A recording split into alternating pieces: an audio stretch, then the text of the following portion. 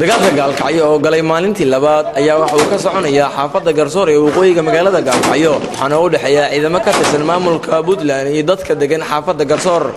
dagaalkii maanta oo aad u cuslaa isla markaana ay ka qayb qaadanayeen gaadiidka dagaalka ayna ka mid ahaayeen taangiyo ayaa inta la xaqiijiyay waxaa ku geeriyootay ku dhawaad 30 ruux iyo dhaawaca in ka badan 50 kale dadka ku dhintay iyo kuwa ku dhaawacmay ayaa u badan dad rayid ah waxaana jira dad ay xabadaha hawga ugu tagtay meel ka baxsan goobta lagu dirirayo dadka ku dhaawacmay dagaalada Gaalkacyo ayaa la dhigay isbitaalada waaweyn ee koonfurta iyo waqooyiga magaalada waxaana dadkii deganaa xaafadaha u dhow goobaha lagu dirirayo ay isaga carareen guryahooda ayagoona maciin biday deegaanada ka nabdoon goobaha lagu dagaalamayo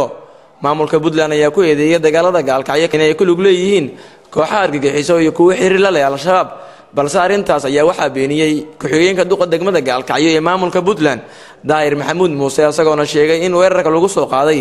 beel kamid ah beelaha ku abtirsada maamulka Puntland xana beesha caalamka ugu baaqay in ay ilgooniya ku eegaan dadka wax ku noqonaya dagaalada Gaalkacyo beelaha Puntland kamid ah iyo ciidamada Puntland gaar ahaan markaan hoos ku sii daadego Puntland waxay ahayd laba urur oo isku darsaday SNDU iyo SDF ay saastahay annagu waxaan ahayn mas'uuliyiintii ka soo jeeday gobolka haddana xilka oo hayay dagaal ayaa lagu qaaday beeshaas iyadoo aan kala tashanin mas'uuliyad ahaan heer gobol xalqa laba tashan heer degmada waxaana lagu ogeysiinin dagaalkaas wuu socdaa waan kala hadalnay mas'uuliyiinta qaybaheeda kala duwan ilaa haddana wax jawaab ah haba yaraatana kama siin dagaalkaas